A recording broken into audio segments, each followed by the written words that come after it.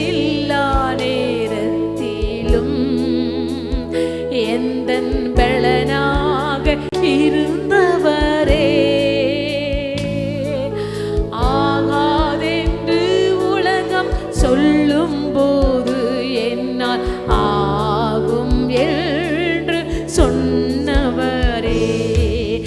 ஆகாதென்று உலகம் சொல்லும் போது என்னால் ஆகும் என்று சொன்னவர்.